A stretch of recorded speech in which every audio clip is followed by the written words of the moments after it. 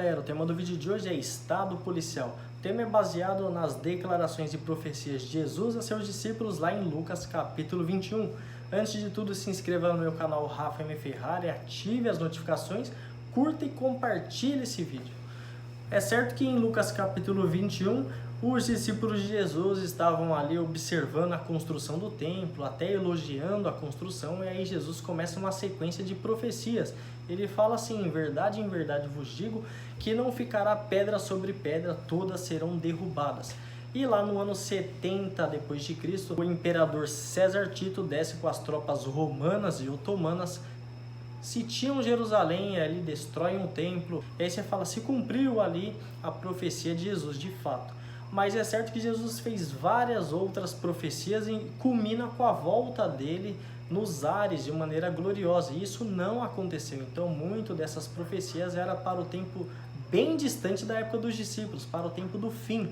E aí Jesus fala de guerras, rumores de guerra, sinais no sol, na lua e nas estrelas, sobre a preocupação da humanidade sobre a agitação e o bramido do mar, perplexo com o que estaria sobrevindo ao mundo. E ali no verso 16, Jesus fala algo intrigante, que as pessoas seriam traídas pelos pais, filhos, amigos, parentes, vizinhos. Aí fica a pergunta: quem em sã consciência entrega um amigo à morte, o pai, o familiar, o vizinho?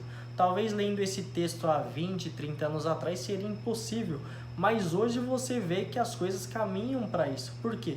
Através dos meios de comunicação e da grande mídia que temos hoje.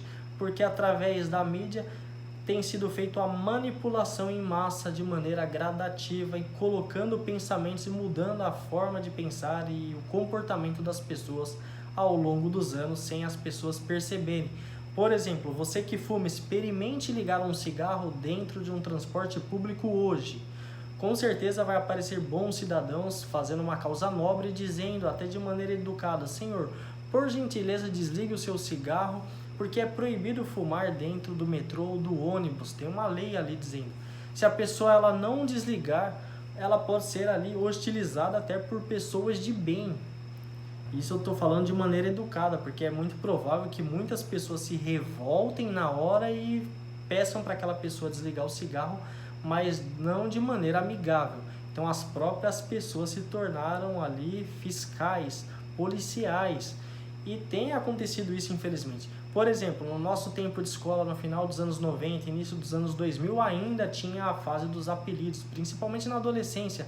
Era normal ter ali o nosso coleguinha que era o girafa, o anão de jardim, o espinhento, o branquelo azedo, o japonês preto, o macaco, o Bambi e outros apelidos. Hoje não, hoje é considerado bullying. Se for feito pela internet, crime de internet. Se a pessoa é de menor, quem responde é os pais. E é bem verdade, quem fizer é fiscalizado, ainda mais com tanta tecnologia, é denunciado. Se uma mãe pega hoje ali um filho e começa a dar umas palmadas, alguém filma, joga na rede social e torna aquela mãe vilã. Ela pode até perder a guarda da criança. Por isso que muitos filhos não respeitam os pais, agridem professores e tudo mais. É a consequência. Imagina só daqui a 20, 30, 40 anos. Muitas pessoas entregarão os amigos sim à morte e à prisão por uma causa nobre, vão achar que está fazendo algo bom, ou seja, não vai precisar o governo ficar perseguindo e nem o governo ameaçando, porque se o governo ameaçasse você a denunciar alguém, as pessoas correriam, sairiam às ruas para manifestações como acontecem normalmente.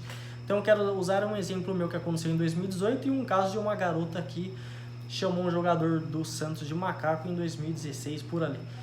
Um dia eu cheguei do meu trabalho numa segunda-feira, tinha esquecido um pouquinho de água na minha garrafinha de água na sexta-feira, e aí eu conversando com os meus colegas no café da manhã, joguei aquele restinho de água fora e eu nem reparei que tinha planta na entrada da empresa, ainda mais em São Paulo que você vem na correria, não percebi mesmo.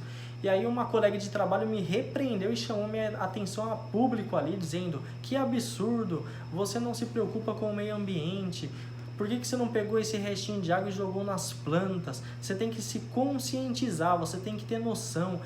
Por isso que o planeta está assim, com pessoas como você, ou seja, ela me rotulou e me tornou o vilão da história. É certo que alguns colegas de trabalho observando a cena não falaram nada e provavelmente muitos ficaram do lado daquela moça. Se fosse daqui no futuro 10, 20 anos, eu poderia até ser demitido ou até linchado. Você fala, não, mas não é possível que vai chegar nesse nível. Eu acredito que chega, porque era impossível imaginar uma cena dessa há 10 anos atrás. E aconteceu algo normal, assim, foi uma causa nobre e eu me tornei o vilão porque eu não percebi que tinha planta na entrada da empresa. Outro dia também nós fomos repreendidos ali num caixa de supermercado aqui em Recife, porque perguntamos se tinha sacolinha, e a moça falou, temos que se conscientizar, vocês têm que trazer caixa, e de uma maneira toda ali brava. Então é bem verdade que isso tem preocupado um pouco. Outro dia, infelizmente, uma torcedora do Grêmio chamou um jogador ali de macaco. Eu não estou dizendo que sou a favor disso, tá? Mas no estádio de futebol as pessoas acabam fazendo isso para desestabilizar o adversário. Se fosse o time do São Paulo, o Rogério Ceni na época, ele seria chamado de Bambi de outros nomes. A torcedora seria chamada de homofóbica, mas como foi com um jogador negro, ela foi chamada de racista. E virou uma causa nobre, né? A luta contra o racismo, e a menina foi usada como bode expiatório. Ninguém teve misericórdia da menina, ninguém se importou que ela foi demitida do trabalho, que ela teve que ficar 1 ano fazendo tratamento psicológico, que teve que mudar de aparência, de casa e de cidade, porque não só picharam a sua casa, botaram fogo na sua casa, ameaçaram ela de morte, ameaçaram a família dela.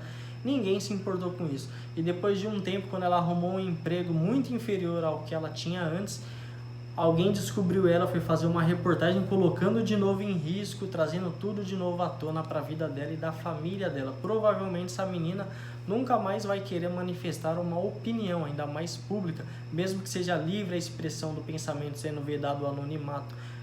Garantido pela Constituição, você sabe que você não é livre para postar e falar o que quiser. Se você fizer uma brincadeira hoje que fazia anos atrás dizendo mulher no volante, perigo constante, ou da loira burra, você é chamado de machista. Então você não pode mais expressar sua opinião. Se você falar qual candidato você vai votar, as pessoas te hostilizam. Você perde até amizades hoje. Outro dia eu fui falar quem eu votei, já fui rotulado de bolsominion e pessoas me excluíram na rede social. E eu vi amigos sendo hostilizados porque votaram no PT ou porque saíram de camisa vermelha na rua, nem votaram no PT, mas foram hostilizados por estar de vermelho. Então você vê que absurdo que tem chegado as pessoas com essa manipulação. Então é normal você imaginar que daqui a 20, 30 anos as pessoas entreguem sim os seus filhos, pais, amigos, familiares, colegas de trabalho e vizinhos à prisão e até à morte, achando que estão fazendo certo, mas na verdade estão só defendendo e fazendo a vontade do sistema, sem perceber, sendo fiscais no estado policial, tirando a liberdade das pessoas. Então essa profecia é muito séria, esteja atento e aprenda com os ensinamentos de Jesus Cristo. Quem não tem pecado, atire a primeira pedra. Então não saia atirando pedras. Talvez você é só mais uma marionete fazendo o papel de fiscal do governo sem estar ganhando por isso. Fica aí a dica, um forte abraço.